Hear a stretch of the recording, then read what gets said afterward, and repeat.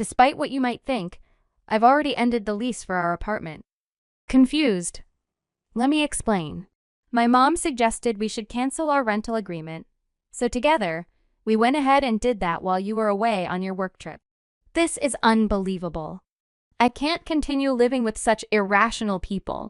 My mother-in-law, Linda, thought that by ending our apartment lease, I'd have no choice but to move in with them. But I'm determined not to give in to this pressure. I simply refuse. What are you even saying? You're his wife. It's expected of you, someone insisted. But my response was clear. Then I'll seek a divorce. My name is Mary, and I'm a 34-year-old who works in an office. My husband, Larry, and I tied the knot a year ago. We both work for companies that collaborate frequently, which is how we met. Working together led to us hanging out privately, eventually dating, and finally getting married a year later. Life with Larry was joyful. He's upbeat and humorous, and we shared many laughs living together. I truly believed I had married an amazing person and was overjoyed with our life together. However, I was soon to discover an unexpected side of Larry. 5 months into our marriage, we spent our first New Year's Eve at my in-laws' house. Before this, my interactions with Larry's parents had been minimal and brief. But that New Year's visit revealed their true colors. The gathering included my parents-in-law and my sisters-in-law, Nancy, who is single, and Emily, who is married with a young son, Justin. Emily's husband had gone to visit his own parents, leaving Emily and Justin with us.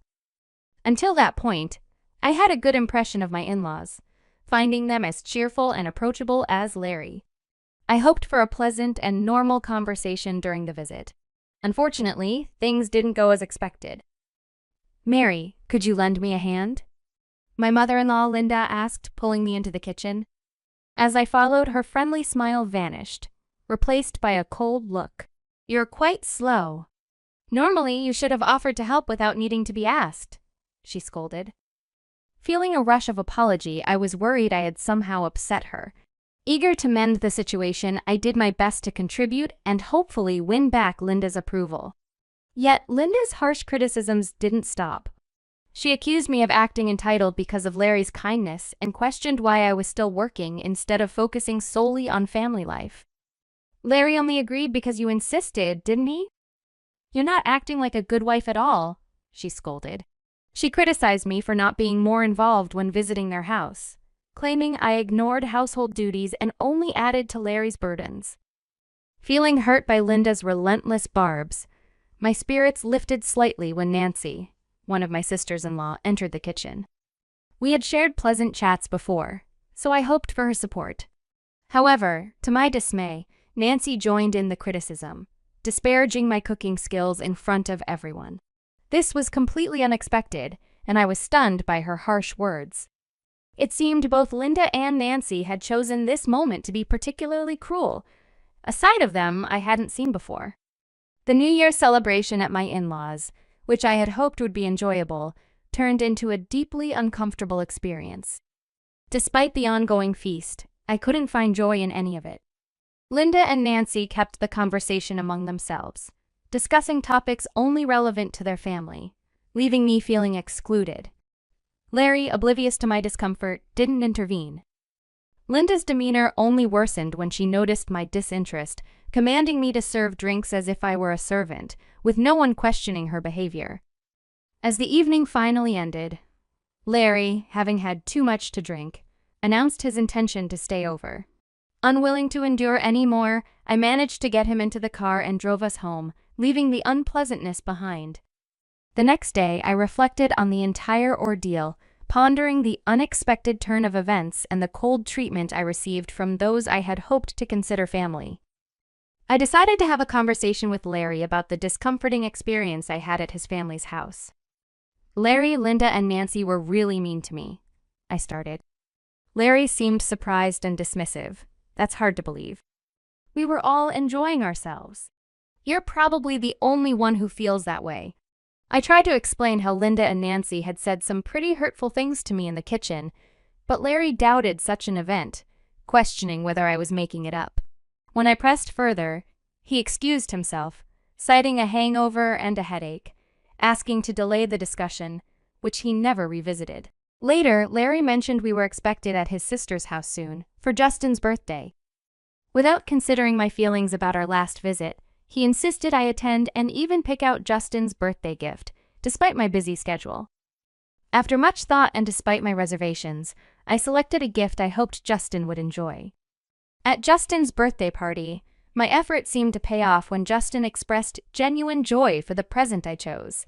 Emily, assuming Larry was behind the thoughtful gift, thanked him. I waited for Larry to correct her, but instead he took the credit, claiming extensive research went into selecting Justin's present, leaving me astonished and unacknowledged. I was thrilled to see Justin's happiness with the gift I had carefully chosen for him. Yet my satisfaction turned to disbelief when Larry claimed the credit for the thoughtful present. Before I could process this, Linda's voice snapped me back to reality, urging me to hurry up with the cake. Confused? I asked. What cake? As I genuinely had no clue what she was referring to. Linda then shocked me by accusing me of forgetting the birthday cake she allegedly told me to prepare. I didn't hear anything about that, I protested, but my confusion only seemed to irritate her further. What kind of partner are you? Didn't you prepare the cake? She pressed, making it clear that she believed I had been informed. Admitting I had no knowledge of the cake only drew disappointed glances from everyone. Linda then labeled me as negligent, causing distress not just for me but for Justin, who burst into tears, upset over the absence of a birthday cake. Linda's consolation to Justin, blaming the oversight on me, only added to my dismay. How could you be so thoughtless? She scolded, as if the mistake was mine. Looking to Larry for support, I hoped he'd clarify the misunderstanding, knowing well that Linda had never asked me about the cake. To my astonishment, Larry sided with Linda, accusing me of being a poor wife and implying I had intentionally upset his family. Just when the situation couldn't seem more dire, Nancy stepped in with a cake she had supposedly bought, just in case. Justin's mood instantly changed for the better at the sight of it, and Linda lavished praise on Nancy for her foresight. Nancy then took a dig at me, suggesting she had anticipated my negligence. It was in this moment I realized the trap that had been set for me. Linda and Nancy had orchestrated this scenario to paint me in a negative light, cleverly manipulating the situation to their advantage. The situation took an unexpected turn when everyone blamed me for forgetting the birthday cake, branding me as a negligent wife. There wasn't a single ally in sight. Even Larry joined in, accusing me of causing distress to Justin and declaring that I should leave as a form of punishment. You shouldn't expect to stay for the meal or enjoy the cake after causing such trouble, he said, supported by Linda, Anne, and Nancy's insistence that I go home. With no other option, I left Anne's house, embarking on the long journey back to our place alone, reflecting on the irony of having selected Justin's present during my work time. That evening, Larry chose to stay at his parents' house instead of returning home. When he finally did come back the next day, he confronted me with allegations of harassing Linda and Nancy and deliberately forgetting the birthday cake, as if I had some vendetta against his family. You're a terrible wife, he concluded, taking Linda's word over mine. I was stunned, not just by the accusations, but by his unwillingness to hear my side of the story. Wait, you're taking their word over mine? And you're accusing me of neglect when you claimed credit for the gift I chose for Justin? I challenged. Larry brushed it off, saying it didn't matter since the gift was from both of us, missing the point entirely. It dawned on me that Larry was more interested in maintaining his image with his family than in standing by me. His actions and words stripped away any affection I had for him, leaving me to contemplate a future without this marriage. If this pattern continued, I realized seeking a divorce might be the only way forward. As I mulled over the idea of leaving, an incident occurred that made up my mind for me. I had been away on a business trip for 2 days, unaware of any developments at home. Upon my return, I was met with the shocking sight of Larry's belongings neatly packed into cardboard boxes. Confused and alarmed, I reached out to Larry, who abruptly ended the call with a promise to return home soon. My frustration grew as I awaited his explanation, but to my surprise, Linda, Anne, and Nancy were with him when he arrived. Larry, what's happening? Why are your things packed? And why are they here? I demanded. Larry, with a smirk, announced, "We're moving out." Moving? To where exactly? I asked, bewildered. To my mother's, he stated plainly, as if it was the most natural decision. Stunned, I protested. Why are you deciding this without discussing it with me? Linda interjected, accusing me of being childish and insisting I should simply agree with Larry's decisions. However, I stood my ground, emphasizing that as a married couple, Larry and I should make such significant decisions together. To my utter disbelief, Larry revealed that he and his mother had already terminated our apartment lease while I was away. This revelation left me speechless. I couldn't believe Larry would make such a drastic move without my consent, effectively leaving me with no say in the matter. Faced with the reality of moving in with Larry's family, a prospect I was adamantly against, I reached my breaking point. You're suggesting that as his wife, I have no choice but to follow? I clarified. Exactly, Linda responded, convinced of her argument. In that moment, with clarity and conviction, I declared, then I'll divorce him. It was clear that staying in a relationship where my opinions were disregarded and where unilateral decisions were made without my input was not an option. The decision to leave was no longer just a consideration. It was a resolution. When I declared my intention to divorce, Larry was visibly shocked, unable to believe I was serious. You can't be serious about wanting a divorce, he stammered, but I firmly stated my resolve, tired of the endless drama with his family. Larry's face paled at my words, and the room fell silent until Emily and Nancy, unable to contain themselves any longer, objected vehemently to my decision. You can't divorce. Who will look after our father if you leave? Emily demanded, unwittingly revealing their true motives. It turned out their father had recently suffered a fall and required care, which they had hoped I would provide. Their reaction confirmed my suspicions that they had been plotting to burden me with the responsibility of caring for their father, a task none of them wished to undertake due to their self-centeredness. Their accusation of me being a useless wife only fueled my determination to leave. So, it's clear now. You were hoping I'd be the one to care for him, I pointed out, exposing their selfish intentions. Their defensive and aggressive responses did nothing but reinforce my decision.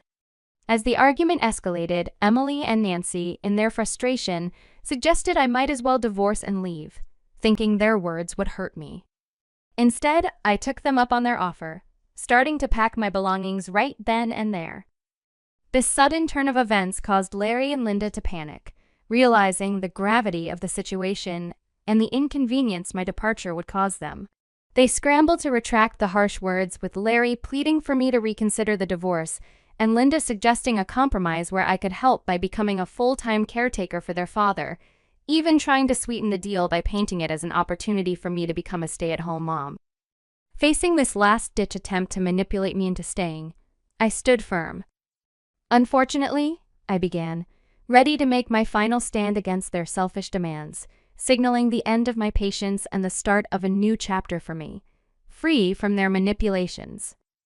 Declining the role of a stay-at-home mom, I revealed to them something perhaps unknown. My salary exceeded Larry's due to my career progression at the company. I had been the main contributor to our apartment's rent, which wasn't cheap. This revelation highlighted the irony of their disdain for me, despite my financial contribution exceeding that of their own family member. With nothing more to add, I bid them farewell and left, leaving them in visible shock. I temporarily moved back to my parents' home and promptly sought legal counsel to initiate divorce proceedings against Larry. Larry, looking defeated, quietly consented to the divorce. In a twist of fate, Linda's attempt to delegate the care of their father to Emily and Nancy backfired as they outright refused the responsibility and chose to distance themselves instead. Moreover, Emily's personal life unraveled as she faced a substantial alimony demand following her spouse discovering her infidelity. Nancy, accused Justin to living under her mother's roof and relying on Linda for morning wake-up calls, struggled with independence. Her habitual tardiness, a result of her newfound freedom, ultimately cost her job. Larry, coerced back to the family home by Linda due to his status as the eldest son, found himself bearing the brunt of caring for their father. Overwhelmed by the dual responsibilities of work and caregiving, his exhaustion was palpable. Tensions between Larry and Linda escalated, leading to frequent arguments that disturbed the neighborhood peace to such an extent that police checks became a routine, isolating them further as the community distanced themselves from the family chaos. In contrast, I embraced a fresh start, securing a pleasant apartment close to my workplace. Enjoying my independence, I settled into a comfortable life, free from the turmoil that once clouded my days. The unfolding consequences for Larry and his family served as a stark reminder of the repercussions of their actions, affirming my decision to leave and rebuild my life on my own terms. I'm contemplating picking up a new hobby, especially since I'm not keen on diving into another relationship anytime soon. The whole experience with Larry and his family has been eye-opening. They had this tendency to dump all responsibilities on me, painting me as the villain in every scenario. Larry, despite earning less than me, had the audacity to be domineering, which was just pathetic. And then there were Anne and Linda, each wrapped up in their self-centered worlds, making it almost unbearable to be around them. However, seeing them entangle themselves in their own mess was somewhat satisfying. I'm rooting for Mary to discover a new passion or hobby that brings her joy and fulfillment. After everything she's been through, she deserves all the happiness and peace the world has to offer. Here's to Mary's fresh start and to her finding contentment and excitement in life's next chapter. Thanks to everyone who stuck around till the end. Don't forget to subscribe for more updates. Catch you in the next video!